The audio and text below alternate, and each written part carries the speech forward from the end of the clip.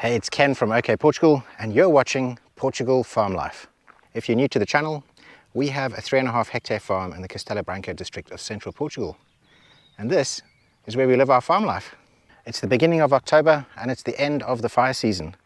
This summer we had severe heat waves. We also were in extreme drought. Now we are still in drought, but we did have a couple of days of rain and it's really transformed the farm. Because of fire risk, the fields have to be kept bare in the summertime. So just before the summer kicks in, all the fields get cut, and in some cases the fields get ploughed so that there's absolutely no weed growth or anything like that. This means that in the summertime, a large part of our farm is just dry and dusty. A couple of weeks ago, the drought finally broke and we got some rain on the farm, and it's absolutely transformed this place from complete sort of dry dustiness to areas where we have large parts of green grasses growing. You can see areas like this where there's a little bit of irrigation coming from what we call Gina's lady garden, and also areas where the chickens like to sit and where the chicken manure goes. And we've got lots of greenery happening. This summer there were restrictions on what types of equipment you could use around the farm. You couldn't use any trimmers or lawn mowers, anything with an engine that could potentially light grass or cause a fire, cause a spark. And so the farm is looking a little bit unkept, and I've got the next 24 hours free, and so it's time that I hop on the trimmers and the mowers and make this place look a little bit better. In our vineyard over here, we've got lots of little broom plants that are popping up, and these we must definitely take out because you don't want these growing or taking hold. So there's a lot of weeding to be done there. I like to mow a section all around the house and make sure that that's all weed free and nice and neat and tidy. It's amazing that just in a couple of days of rain that all these huge weeds can pop up. I mean, look at the size of some of these. So this is all going to get done with the trimmer and the mower. I also want to make sure that the area outside the front of our house, or where our front door is, that I make that look all nice, that I cut all the grass out here.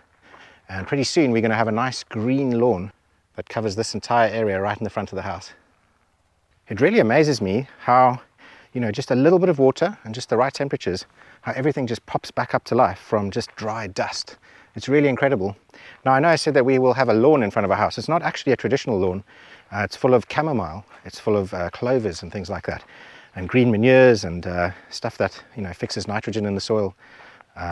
So it looks really pretty. We have a whole bunch of like wildflowers and things growing in the fields, and I absolutely can't wait to see that again. Now in the next couple of weeks we're going to be doing our olive harvest, and so what I need to do is go through this entire olive grove and make sure that I cut down all of this grass. Now, I'm probably not really picking it up on the camera here, but the grass is quite tall, and we also have lots of broom in one section over there. I need to make sure it's all flat, so that when we do come to do the olives, we can put the nets down and we don't have any issues with that. If you have a whole bunch of tall grass and weeds and things like broom, and you try and put these nets down, they're going to get snagged, and it's just going to cause you problems. So it really is a good idea for me to come through here and do all of that. This part of the olive grove is really bad for it. And actually, it's a real pity that I couldn't have come sooner, because as you can see, this broom is already starting to pollinate, and it's going to be causing a lot more broom. And some of these plants are about, 60 centimeters high already, and they're just all over the place. So I got my work cut out for me. I just got to hop on the mower now and get some stuff done.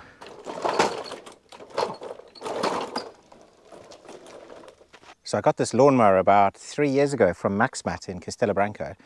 It's a brand called Stanley. It's been going for 3 years. Look at it. It's completely dusty, messed up. The blade, I can't get another blade, so if anyone knows where I can get another blade for one of these Stanleys, then let me know.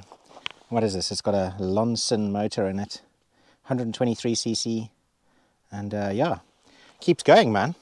I haven't been able to do an oil change on it because there's no screw to let the oil out. The only place to let the oil out is where you put the oil in, and if I turn this upside down to drain it out, it's going to end up all over the engine and everywhere, and inside the fan and all sorts of stuff. So the last thing I want to be doing is turning this upside down to drain all the oil. So I haven't done an oil change in 3 years on this thing. I haven't done a blade change. The actual blade is all messed up, but it still runs. The blade is actually missing pieces of metal from hitting rocks and all sorts of stuff, and I can't find the blade anywhere. So if anyone knows where I can get a new blade, that would be great. But because I can't find a new blade, and because I can't do an oil change, I think I'm just going to run this one into the ground until it breaks. For 3 years I've been basically mowing about a hectare of land, and I do that like every single week during the spring, summer, autumn months. And so this mower has, well, it's been very impressive. It's done a really good job. It's actually a real pity that I have to run it into the ground. Well, I say it still runs, but I haven't tried it this year. Oh.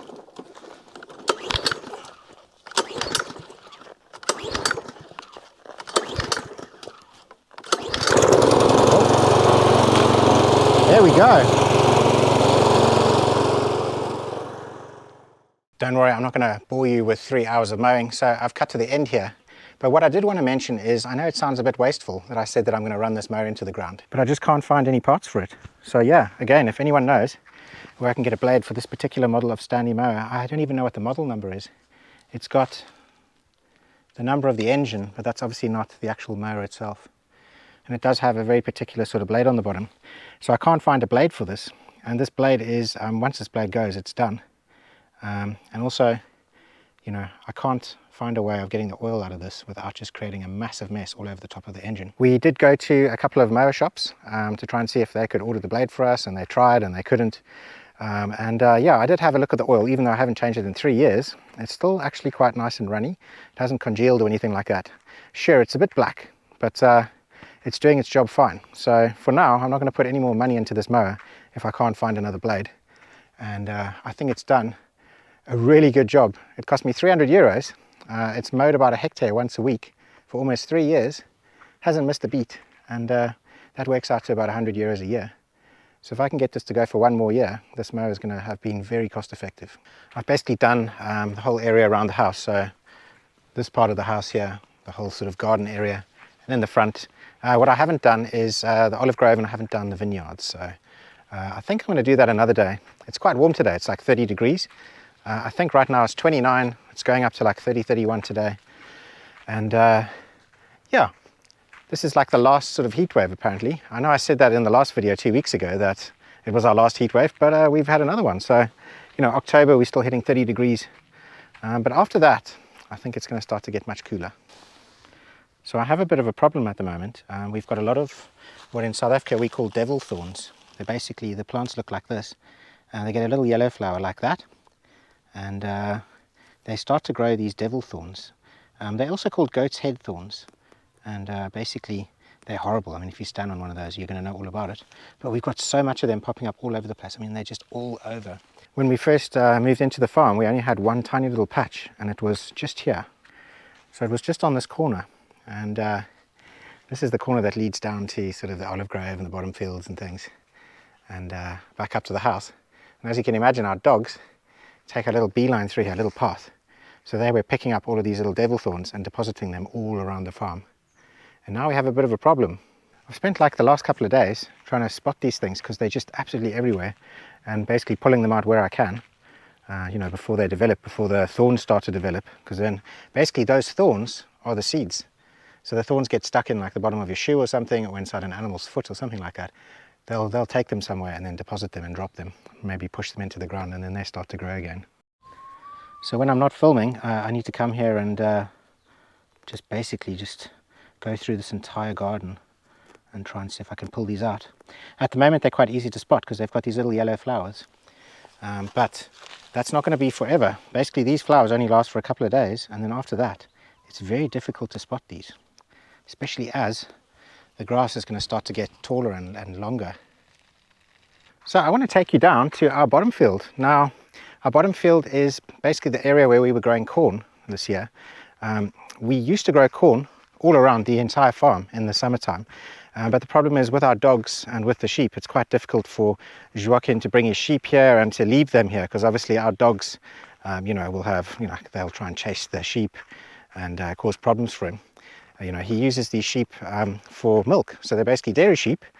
And if they get chased, let's say they've got like really full udders and they get chased, it actually makes them, well, it makes the milk spoil, or it makes them drop their milk. So, you know, it's very important for them to be nice and relaxed. And our dogs, they're obviously quite territorial, and if they see sheep walking around on the main section here, they're going to go for them. So what we did was, we've basically cordoned off this bottom field, and this bottom field was the area where we grew the corn this year. Now, if you've been watching our videos for a while, you'll know that it wasn't all that successful this year. Basically, you know, we had heat waves, we've had severe drought, and the corn didn't really grow properly. Now, unfortunately, I've been away I've been in Lisbon, I've been filming property videos and doing all sorts of stuff, and I missed the sheep eating all of the corn on this bottom field. It's a real shame, because I do love to come down here and film that. You know, it is quite cool watching the sheep. You know, after this long dry hot summer, everything's like all dry and dusty, and suddenly they're in a field full of luscious green, you know, corn stalks and stuff like that, and you can see just how much they really enjoy it. One of the benefits to having our neighbour's sheep on here is they leave behind all these little chocolate Maltesers. I wouldn't advise eating these ones though. But yeah, they leave behind a whole bunch of droppings and things, and this is all going to get tilled back into the soil. All of the grasses and everything are going to be tilled back into the soil as green manures, and this farm, or this field, is going to get prepared for growing some nice grasses during the winter season. Now that the sheep are done with this field, I think Joaquin's going to come back with his tractor, and he's going to bring a tiller, and he's basically going to till all of the soil, break it up, like decompact it, and obviously get all of these nutrients back into the soil. And after growing something like corn, he's probably going to put something like NPK down, which is a nitrogen, potassium and phosphate, and those are basically fertilizers for the soil. Now NPK is something that you can add to your soil. You've got to know what's missing, what is the corn taken out. I'm pretty sure that it's going to need quite a lot more nitrogen, but what he'll probably do is run like a soil test, and then from that he'll know what ratio of NPK to use, and he'll come with his tractor and he'll spread some of the NPK around. Now I'm not 100% sure if that is the case, because last year he did leave all of these stalks, and this field didn't get tilled. So we basically, leave one of the fields to rest, so that they're not getting tilled constantly. But I think he's probably going to come back through here and he's going to till these, and I really hope so, because otherwise we get left with all of these hard stalks. It's not so nice to walk on that. The main reason why the corn didn't work this year is because it's just been so incredibly dry and so incredibly hot. And our farm is actually at its worst point I've ever seen in terms of water. We're in extreme drought at the moment, and this is our 3rd year of being here, and I've been keeping a really close eye on what our water reserves look like, because obviously without water we're going to have a real problem. This bottom field where we're standing is the lowest point. I'd say that's the very lowest point of the farm there, and if we look back in this direction, we've got the farmhouse all the way up here, which is almost like on a rise, so it's up at the top. And so this is kind of the lowest point, probably about 10 meters or so lower than where the house is. And we have our main sort of drinking well just over here. And at this time of year, it's really easy to see where all of the water lies on the land. You can see where all of the green grass is. This is the wettest parts. And remember, the well is just up here. So we've got lots of greenery all around here, and obviously leading all the way down into the field here. But I'd say, surprisingly, the greenest part is just over here. Now, considering we're in drought and we had all of those heat waves, our main well, the one that supplies our house, is actually looking exactly the same as it did last year in terms of how much water is left in it. A well is not like a water container. It's not like 100,000 liters of water, and as you're using it, it just goes down and goes down and goes down. It is connected to like an aquifer or a water source underneath the ground, so you can pull water out of the well and it should start to refill itself. And the rate at which it refills itself is obviously dependent on how much water is in the ground at that time. So this is our main well for the house, just over here. We've got a little electrical hook up here, and that basically goes to a big pump, and that pump is attached to this metal pipe that goes all the way underneath the ground back up to the house and supplies our house with water. And this well is basically built out of tijolo bricks, which are like one of these. This is a tijolo brick here. Now I've calculated that from there to there, that distance on the well, one tijolo brick equals 6,000 liters of water. Our agricultural water tank, the one that we've painted blue and we call our swimming pool, that holds about 6,000 liters of water. So basically, the reason why I know that one of those bricks is 6,000 is because if I fill up the pool, it drops by one of those bricks. And at this time of year last year, we had exactly the same water levels in that well. So, even though we're in this drought and everything, that water source is pretty rock solid, and I'm super happy about that. Today's a really strange day. We've got this big haze in the sky. I'm not sure if this camera is picking it up, but what's going on is we've got a whole bunch of dust particles in the air. They're these big storms that happen over Saharan Africa. The Sahara is a huge desert in the north of Africa, and these dust storms or these big storms in the Sahara, they basically whip up a whole bunch of dust, bring it up into the atmosphere, and then that goes across the Mediterranean and ends up landing all over Spain and Portugal, and it can even go up north all the way up to, you know, like the UK and stuff like that. But yeah, basically at the moment we should have beautiful blue skies and stuff, and instead of that we've almost got this like amber tint in the sky. It's really weird. This is a water source of ours that isn't doing particularly well. I'm actually quite surprised and shocked because I've never seen it this low. This is what I call our dam. It's basically just a big pond, and well, if you've seen my videos before, you'll have seen this quite a few times. But this over here is the high water mark. So where this line and where this ridge is, that's the high water mark. This is an aquatic plant, so it should be in the water constantly, and as you can see, it's very high from where the water is. So yeah, let me just walk down there quickly and give you guys a better look at what's going on. I've never seen it like this before. Now normally at this time of year the water would be up to about, probably about here, and as you can see there's a big difference between that and that, probably about a meter or so. You can see all the little froggies and things. There he goes. So yeah, this is our other water source. Now, as I've explained in other videos, this is kind of like a wedge shape. So there's still about, I would say about 3 meters of water below there. It kind of goes down at an angle towards the back. So, you know, we do still have water in there. There is still quite a lot of water in there. But this is definitely the lowest that I've ever seen it. And I'm really happy that we have these two different water sources. So we obviously have one aquifer that's feeding this, and we have another one that's feeding the house well at the bottom there. And fortunately, that's the one where we get our house water from, so we don't have to worry about running out of water for, you know, showering, bathing, cooking, cleaning and stuff like that. But yeah, I'll be interested to go and bring like my kayak or something and just go into the middle there and get like a rock and a rope and see just how much more water is in the bottom there. I do know that it does go down quite deep still, but yeah, it's shocking to see it this low.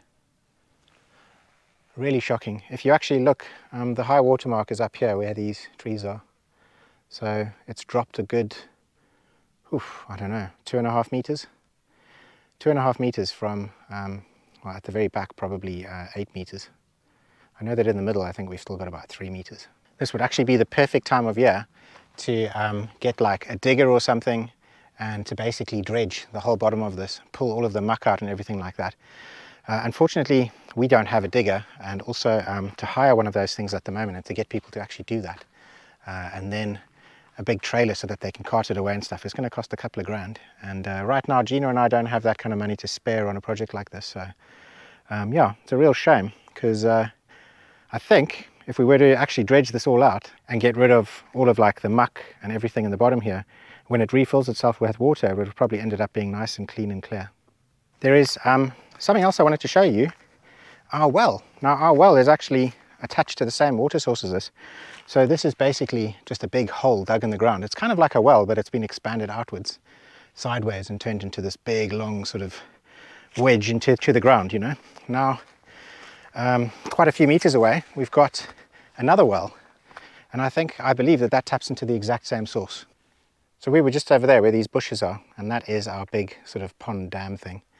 And if you walk all the way across here to this spot, which I'd say is probably about 30-40 meters, this is where we have our main sort of agricultural well.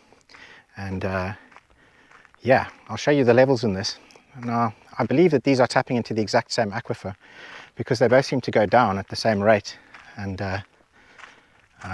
from ground level, from where that little hole in the wall is, that's ground level, it goes down 8 meters to the very bottom. So there's still quite a lot of water in there. I would say we're probably looking at about 4 meters until the surface of the water there.